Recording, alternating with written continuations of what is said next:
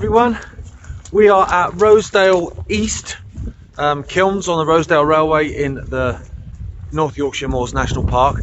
We've had to contend in the last few videos with the wind. With this one we might have to contend with some gunshots going off because there's some people hunting and I keep hearing these gunshots going off.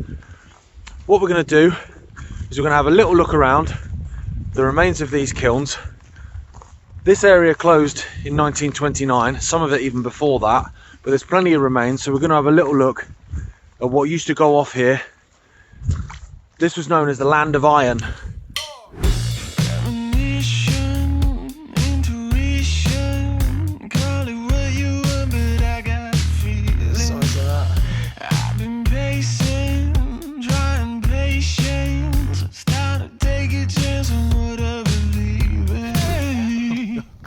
Need to stop meeting like this, and then by the fifth time it's just awkward, isn't it? So we're on the track bed. We followed it in the last couple of videos all the way around this valley, all the way around where that lad is. But in a minute it's going to split into two. So that one's going to go up there to the left. That's going to go to the top of these kilns. That's where they used to chuck the coal down in them and used to obviously, you know, fire them up. And this one came to the right, which went underneath in front of them, and that's where they would take obviously the product out and then stick that in the wagons and cart it off on the line up to Middlesbrough. And the upper level was where all the drift mines actually were. The drift mines were at the top, and they were digging into the mountainside and bringing it into the ovens. You know, it wasn't like it was being pulled up like it was over there. There was actually mining on the hillside here up to 1 to 2 kilometres in, dragging it all out and straight in. So straight out the ground and straight into the kiln. Yeah, on the top ledge. Yeah, so a busy place on the top ledge. Okay, so what we'll do then, we'll go down, we'll go to the right first of all, I guess, and we'll have a look at the front of these two sets of kilns. And then what we'll do is we'll have a clamber up to the top and we'll have a look, see what went off up there, because there's plenty of remains up the top as well. And there's all the waste that was thrown over as well, which kept the railway up until 1929, which were all thrown down the embankment here. Obviously not quite here, but when we get round there you'll see it all. And there was a operation going on to retrieve all that, which kept the railway open for another 5 or 6 years, and from what I've read it contained 230,000 tonnes of this waste that they've realised was valuable, and they used it, and that's what kept the line open. So what's this, so the actual line in terms of, you know, working? Exhausted in 923, and then I don't know worked it out, but the waste product from the kilns, after all the stuff had been taken out, was just dumped as part of landscape. You know, it was part of the hillside, and they realised that this has got some value. So they modified the kilns, they weren't working. I think they fixed some kind of machinery to haul the stuff up, you know, use it as supports. They like improvised, cut into the ledges of all this waste that had been dumped here into trucks. By then they didn't need to use special trucks because it was waste, it wasn't hot materials, and they just shipped 230,000 tonnes of it all the way around, all the way to Blakely, back down the incline. That was the last thing, that was the last operations on the line, this waste product. So good use really, and kept the line out for several years. So we're getting close now, and there's an awful lot going on. So this building here, this structure right in front of us, this is known as black houses, even though there's only sort of one structure remaining. There used to be a series of them, and they were painted with this black tar because they were finding that the stone that they were made out of was dead porous, and so it was getting, you know, it was getting absolutely hit with the rain and leaking through. So they painted it with this black tar, which I'm hoping we're going to be able to still see. Up there at the top there, you've got the workers' cottages. You've also got the workshop beyond that. You've got the iron kiln here, which you can just see, that big structure there. That used to have big metal vats in it, which have gone because obviously, you know, they've been taken for scrap. Best part of 100 years ago. And then in the distance you can see those stone kilns, and then above it there's the ventilation. So the railway came to this bit 2 years after Rosedale West. So Rosedale West, the railway came to in 1861. This was 1863, it was a couple of years later. And the infrastructure here was absolutely enormous, and it lasted until 1929.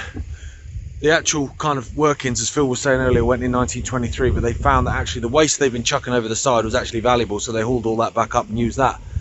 But look at this, the inside of one of those workers' cottages. Look at that little fireplace, it's tiny. This is a small room, because if that's the, you know what I mean? Look, it's an absolutely tiny room, yeah. The little chimney there. And as I was saying earlier, with this sort of, you know, this black tar, you can see there, that's where they daubed this you know, to kind of insulate it and stop the rain getting into the rock and into the stone, sorry, and you know, making the place a pretty grim place to reside. It's amazing that that's left though. And then up there you go, where those sheep are all walking in a orderly fashion. You've got the workers' cottages. Now this is the lower track we're kind of looking at now. Up there you can see where the sheep are actually walking. They're walking along a different line that went above. But let's go and get a little bit closer and have a look at those incredible kilns. They are right up the top, those sheep. So you look at those structures there. These are the iron kilns. Inside that, you know, obviously that stone structure with these giant iron structures, which obviously when it closed in 1929 they took them away and, you know, made a few quid out of scrap. I'm hoping there might be an image here of what they actually looked like originally. So here we go. So there's some workers at the mine, and here you go. So this is what it looked like. Wow, look at that. So as you can see, they're full of this kind of big iron vat, which is, you know, that's been taken away. Now it's just stone. Absolutely enormous though. If you look at that again, look, there's something to note here, that they've put a conveyor going in here, look, can you see it? And they're loading directly into wooden trucks, so that means that they're taking the raw material out and they're not going through the calcining process, because if they did, it would be going into metal trucks because they couldn't take the temperature. So this must be right at the end, because they're just not bothering with this, because the blast furnaces on Teesside are able to do the calcining process more efficiently, so they just stopped doing it. So they're just sending raw material out, and that was a loading bunker that they used to do it, look. So that's why all them are queuing up. They're getting raw material. So that loading bunker would basically be here then? Yeah, and it looks like there's some kind of brickwork there from it, and there was a thing coming over the top, and they just chuck them in the truck, store them up, and then they went round in sections of 8 round to Blakey. Yeah, and what Phil was talking about earlier in terms of where they chucked all the deposits over, they were chucked over the end here, so this was all just solid and compacted with this calcined dust, as they called it. But it made it absolutely, it was rock solid by the end, wasn't it? We were looking at some pictures yesterday. You couldn't even see them farmhouses. Couldn't even see the farmhouses. A pit tip, wasn't it? Yeah. In respect, you know, and then they had to run a metal tramway down, and I think they fastened some machinery. I think they drilled it onto these redundant kilns by that stage, you know, to make like support for it. And there was a tramway, and there was hauling up for years and years all this waste and chucking that onto trucks as well, and that was going as well. And that was going off. Yeah, but it's just staggering to think how much waste there was there. And when you look at the pit tips down our end now, we never think to ourselves, well, how many, you know, how much weight is in them. But this area is relatively small compared to some of the pit tips we've seen. But oh, in Nottinghamshire and Derbyshire, yeah. Makes you wonder how much they are, you know. So look, there's the little air vents at the bottom there. Yeah. You can clearly see the shape of the metal vats. You can, yeah. Yeah, there you go, look. And look, there's fire bricks at the top, look, that's got to withstand all that kind of heat and that's going off. Absolutely enormous. Absolutely enormous. Look at that. And these look like olive trees that like you see in the Middle East, don't they? Just growing out of it. I know they're not olive trees, but they look like it. Look at that. And you can see some of the iron is still there at the top there, hanging out. Yeah, that's part of something to do with the structure, isn't it? There you go. Got the Cray brothers up there. Maybe they're doing their own in their historical walk. The twins. Well, it could be on YouTube, couldn't it? No, that's shocking. Good enough. And there's more there, look, as well. Look, you can see that. So, I mean, this end one, all that stonework's gone. Unfortunately, they've taken that away. Yeah, that's gone. I don't know whether it's been taken by the elements or taken by, you know, by the look of it. Yeah. Falling down. Look at that. Look at them holes in, look, the bricks at the bottom. Can you remember seeing them on them bridges on the previous video on them stonework we saw stones like that, and you know they've got them there as well. I reckon that's potentially how they moved them. They put a screw in and picked them up with it. Yeah, maybe. Yeah. Could be how they shifted them about. Okay, we've just clambered up, hence why I'm panting. We're going to come and have a look at the workers' houses just above the iron kilns, and then we'll walk across the top, and then we'll have a look at those stone kilns as well. And there should be some drift mines here as well. Phil was just saying that a few years back kids used to play in these drift mines, so they actually blew up all the entrances so the kids couldn't get in. what a drift mine is, for anyone that doesn't know, essentially when you're mining you would go down, you dig down into the ground. But these drift mines, you come in from the side. So you're digging in basically into the side of a hill or the side of a mountain.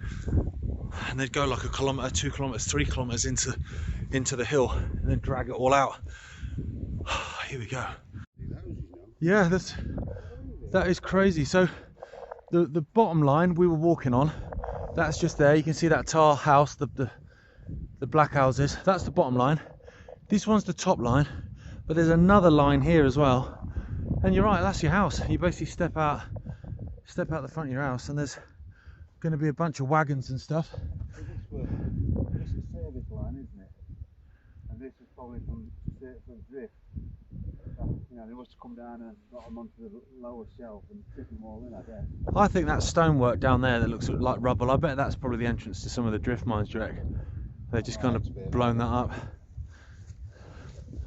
Okay. They all got sealed off when everyone got together, concerned about kids going in them, and they got quarry experts come blow all the entrance up. Oh, I can see a little fireplace. See, this has been covered in that black tar as well. Oh yeah. Goodness me. This looks like if you lean on it, it's going to fall over. Yeah, well, it might. That's probably not the greatest idea. Buy these and do all. I mean, it's a grand design job, isn't it? This one's not so bad. Oh yeah, this one's great. This one's nearly ready for the market. Well, this is it. Look, this is all they get. Because look, it's 2 rooms. Look, and if this is, some people live on this side and some on the other, because they definitely wouldn't have get them out of room, would they? No, not at all. Look at the fireplace. So that one's lost its plinth. Look. Yeah. He's got it. He hasn't. They replaced that one. So yeah, I think that was 2 living quarters. Well, this would have been 2-storey, I bet, as well. Can't see any evidence of. Because that. Well, there's their fireplace. They used to have fireplaces in on the upper level as well. Yeah, see, there's something going on there. But that hole there, that could be for. Yeah, and the fact that they're in a line. Chimney, is that the flue? That I reckon. It's the same height there. So they would have been beams. So there, I mean, the ground level's higher here because it's like just covered in rubble. But if you look over the other side, look, the beam holes are at the exact same height. So I would say it was 2-storey. Yeah, we have not seen any stairs. Have you? Unless the stairs were on the outside. Could have been, yeah, good shout. This But, one's got a really decayed fireplace. You can see the mechanism of how the fireplace used to be. Look. Definitely 2 lodgings, look, because look, the wall's still in place between them. Yeah. So these have been, these going up into one chimney by the look at it.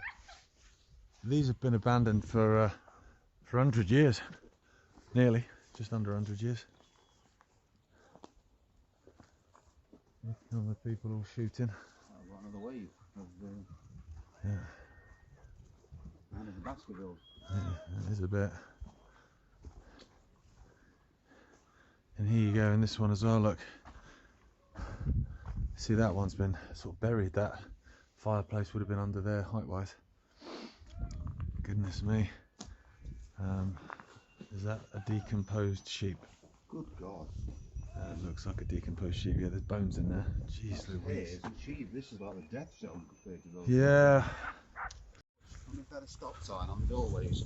So a bit where we weren't filming earlier, we saw like two dead rabbits, didn't we?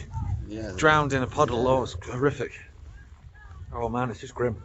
We were talking about, can you drink water around here? Yeah, we were just thinking, like, do you know what I mean? If we get trapped, can we drink some water? Well, I'm not sure I want rabbit water, if I can help it.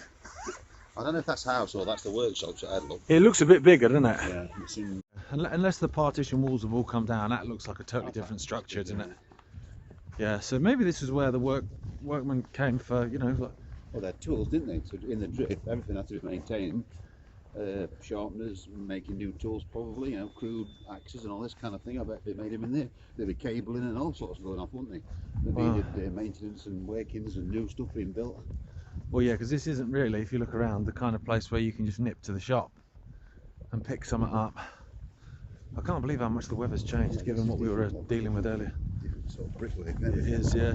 That's fire brick. That is. It's not a kiln, obviously, but they've used fire bricks. I think they look like fire bricks. But maybe if they're making tools, they'd be Maybe. using little furnaces, wouldn't they? Jesus, that's you could knock that off. If you kick that on, it'll go over. That just shows you how brittle these are. Well, yeah. I mean, they've been sat here with no maintenance for nearly 100 years in these elements. And bear in mind, you know, this is October and it was bad enough earlier. You know, if you watched the previous video, you'd have seen just how grim it was coming round here. So here we go. Do I want to walk under that? It was a tempting fate, and I saw it. It's lasted 100 years. It can last another 5 minutes. And here we go. Well, let's have a look at the top of these iron kilns then. So here's the top of the kilns then. There was a fence for a bit. So these, I'm thinking, maybe were the entrance then into those drift mines. Yeah, they look like it, and they've just kind of, you know, tried to fill it up. Didn't they, to support them as you went in?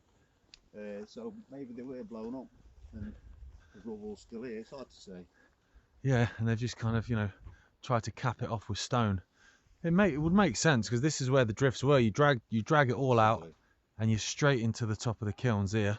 Well, they've been littered about everywhere up here, the drifts. Right, I'm going to go. I'm going to try not to fall in. You're the fountain of knowledge on this one. Phil, has anyone fallen in before? No, but I know that we've just been on about deceased, what was it, rabbits and sheep. Sheep. I remember, I can't remember how I saw it. It must have been this side and not the other side, because it was when ponies were bringing stuff out of the drifts, and they used to obviously, can you see, look, this is evidence of a, you know, they're doing some sort of manoeuvring down here with the tubs, aren't they? So the horses will be positioning the tubs that they dragged out of the drift, because that was changed to mechanical, I think, towards the end. They took some machinery from Rosedale West, but originally, for most of its working life, it was ponies and, you know, kids or whatever, and doing the ponies. And doing the ponies down here, they obviously, you would imagine that they had to come pretty close to the tops of these kilns, and there's not much health and safety knocking about, was No, there? there isn't. And the story goes that something cracked off, either something banged in there or something, and one of the horses got spooked, and it took a step back and Bang. went in. And that's like, got to be pretty distressing to watch. Yeah, it wouldn't be You pleasant. ain't getting that out, are you? Well, Imagine. no, a pony in a lime kiln. Not a lime kiln, an iron kiln. I mean, you know, Oh wow, look at the drop. Goodness me. There you go. Really, you know, weren't they? They were stood watching us, the twins. They were just sat there watching us, weren't they? There's 2 sheep, they were here, they're gone now. But yeah, look at that. You can just see all the mechanisms, because they're you know, they're bolted on to each other, like, so that's something's going on there. The same there. But Clearly, the problem with these is for us nowadays that there were no records kept of how they did this, how it happens, you know, so efficiently. Like, experts have been looking, trying to map it out, look at the air vents underneath, trying to work out how did they do it, and there were no records kept. so what's this one then, Phil? This is you're saying this is what came from the other side? Yeah, this is the machinery that came when that, I think it's when that closed, I think, I might be wrong, it came round here. So Rosedale West you're talking about, Yeah. when Rosedale West closed, Yeah. right? So here would have been some sort of cabin or something, because they had a machine with a big wheel, you know, to turn hydraulics and obviously make, coming out of the audits, they could probably go over to wire operation. I'm not sure if that's what it did, but it certainly made the horses redundant.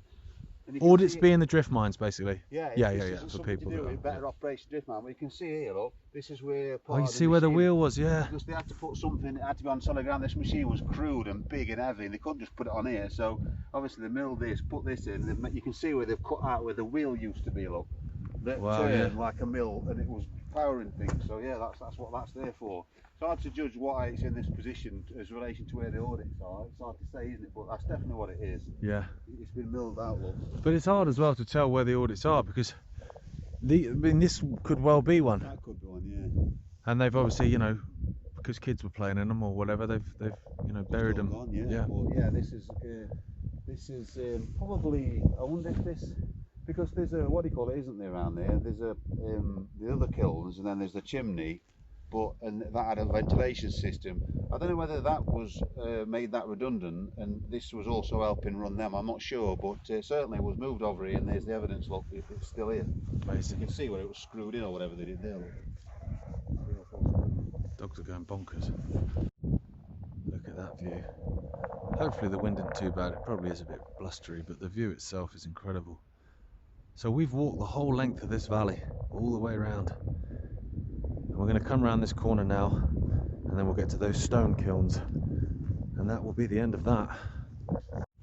Now, I mentioned on the previous couple of videos, but it's worth saying again, like me and Phil go on these walks in Derbyshire and Nottinghamshire, like these old colliery lines that lasted up until the late 60s, some even into the 70s. And you're really, you know, you're busting a gut to find remains. It's like, it can be like a real, I nearly went then, it can be a real struggle.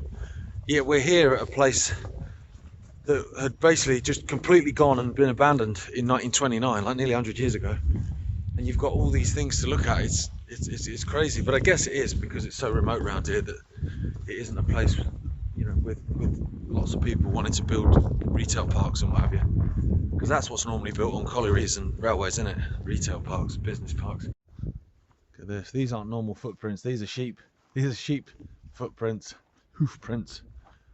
And it looks like we are basically on a bit of a sheep path. So yeah, it's quite a drop. Yeah, but actually look what I'm doing. Here we go. I'm following a sheep. So there's the stone kilns just there, and above it is the ventilation chimney. I'm not sure if they've capped that or not. I guess it's high enough, they probably wouldn't even need to. No one's climbing up there to fall down.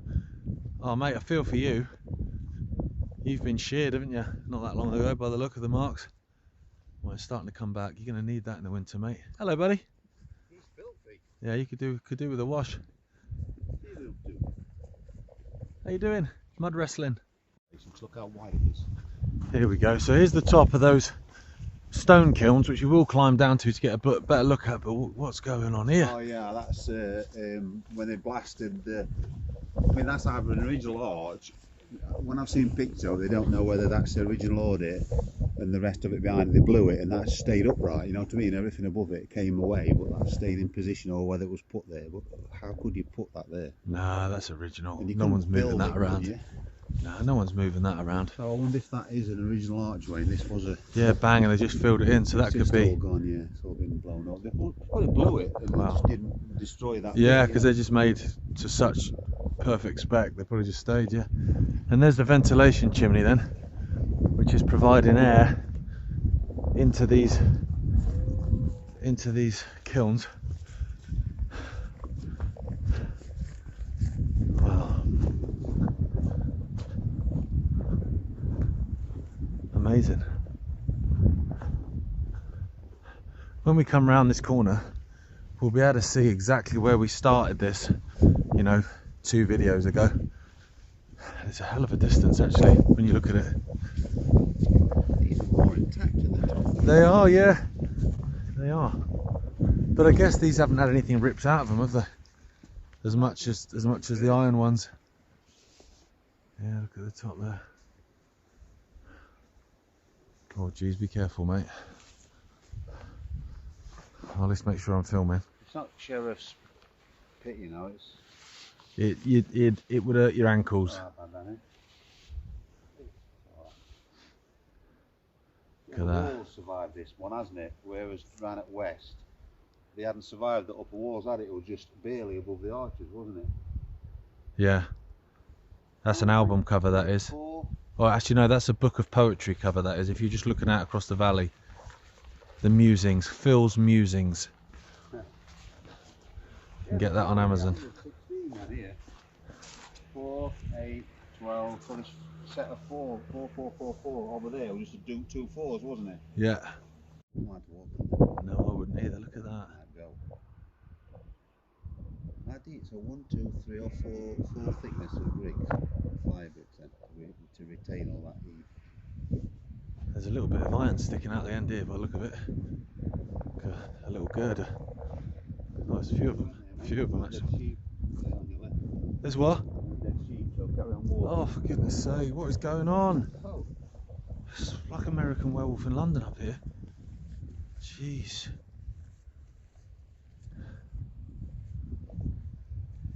Yeah, there's those big stone arch, look. Incredible structures. So just clambered down. Phil's just going to go and check out this old coal depot or something, which he thinks is at the end of this. But I just wanted to come and get a little view of the front of these kilns. They look incredible from this angle. So there you go. Look at that. Incredible. And you can see, well, maybe no, you can't quite see it. I thought you might be able to see the iron ones just in, but they're just sort of nestled around that corner, so you can't quite make them out. But here are the stone ones. Obviously they're all doing, you know, ironstone, but they were known as iron kilns because they had iron fronts, and these are known as stone kilns, you know, for obvious reasons. But they're doing the same job. There you go. Okay. So I'll just have a quick walk now down this last bit of track bed, because it's a dead end. So like it wasn't a full loop like we're going to do walking. It was like a horseshoe.